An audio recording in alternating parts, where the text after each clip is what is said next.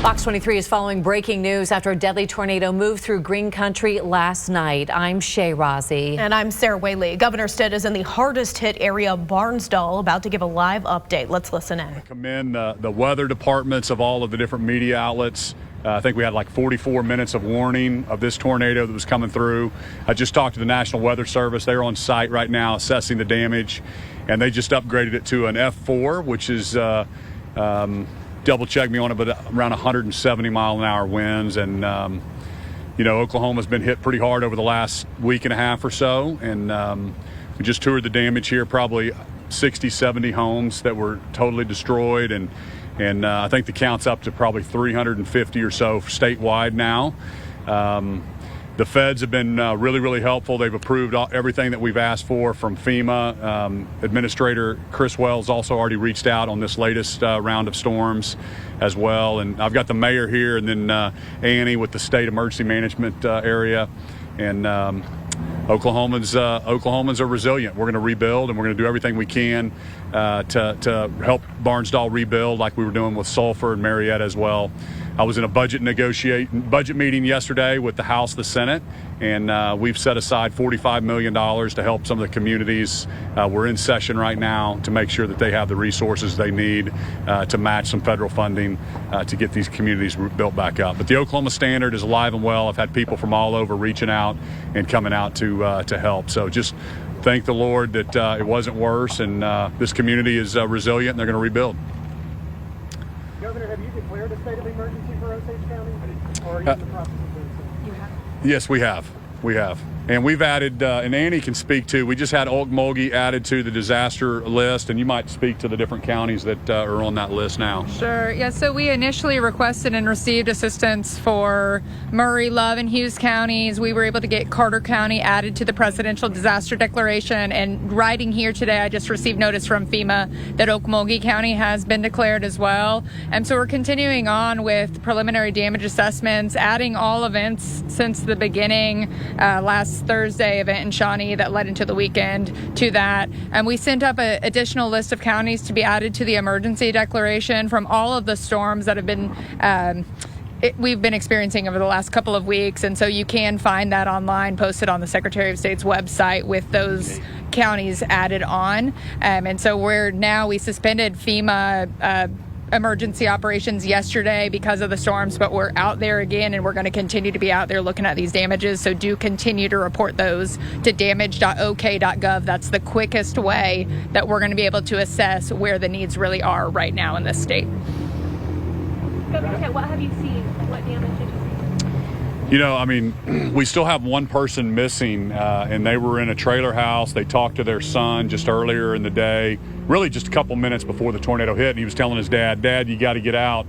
And, you know, like Oklahoma, and sometimes we've lived through a lot of tornadoes, and it's you know, I'm a fourth generation Oklahoman, so sometimes until you see these things, we don't take them as seriously as we should. And so just a reminder that we have to take cover, that he's still missing. His whole house was blown away, and we've gone up and down the creek 10 times looking for him. We've got canine units out. Then I talked to another family up on top of the hill there, and mom, dad, and 3 kids were inside the home, and all that's left is the foundation. And the mom's, she had to have surgery. She's okay. It's just amazing. The whole family, they were kind of blown out of the house. And, you know, when you see this type of damage, it's just heartbreaking. You just don't know how anybody could survive. You know, Sulphur, you saw that last week, and that was like just hit the downtown area, which was unbelievable.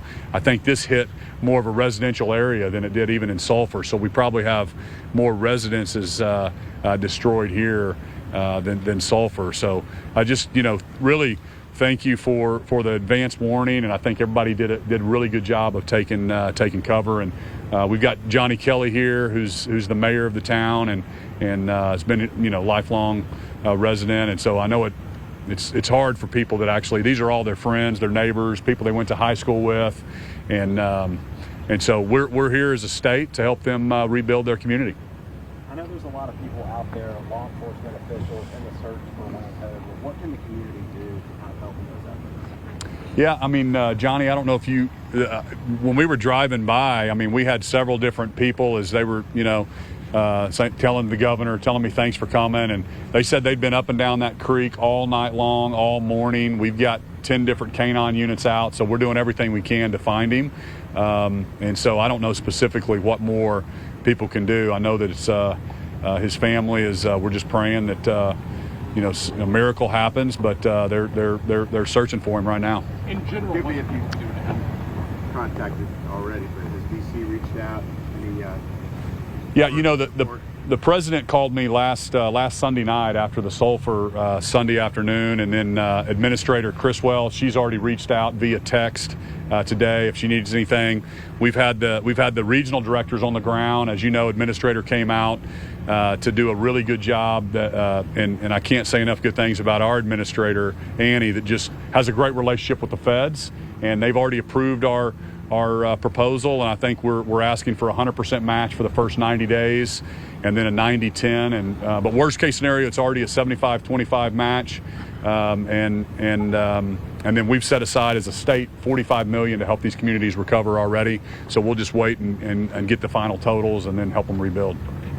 Did I hear you correctly in yesterday's budget meeting? The $45 million includes everything we've gone through since Father's Day up to now? Yeah, can you speak to that, Annie? Sure. Yeah, so there are some open disasters that historically, as they've been closed, will pay 12.5% of those local cost shares. And so that would bring up the communities that have experienced storms dating back to the last couple of years. That would include the Shawnee tornado, which was disaster 4706, and then the Father's Day storm, disaster 4721. As those communities continue this long recovery, because recovery is long, to help make them whole. So when they do experience these things like we're experiencing this May, they have a better opportunity to help themselves and their communities recover. So that number could be 65?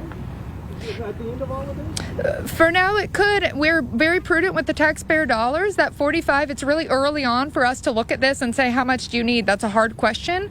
And so we look at it, we assess it, we look at what is actually necessary and make sure that we're doing the best job that we can. If it's too little, then we'll ask for more next session. If it's too much, then we'll give it back to our savings account so that it is there for us in the future.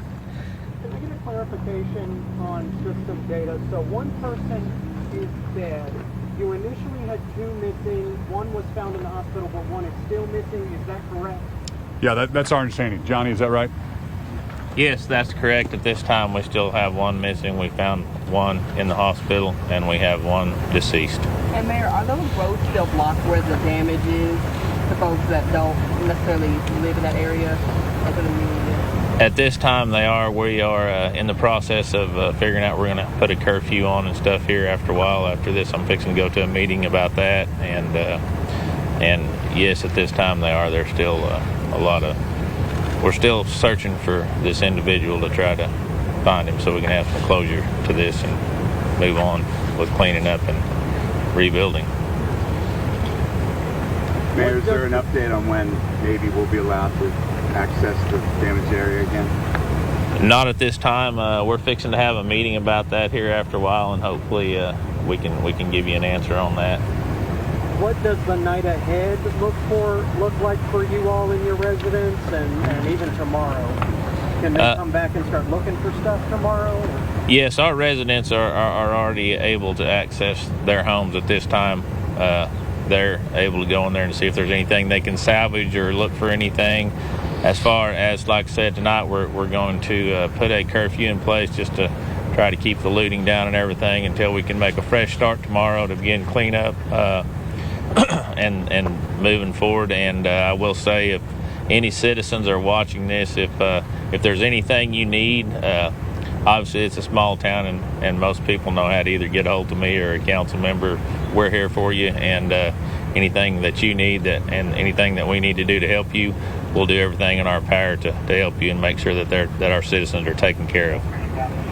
Last question. Mayor, just in general, what can people do to help right now?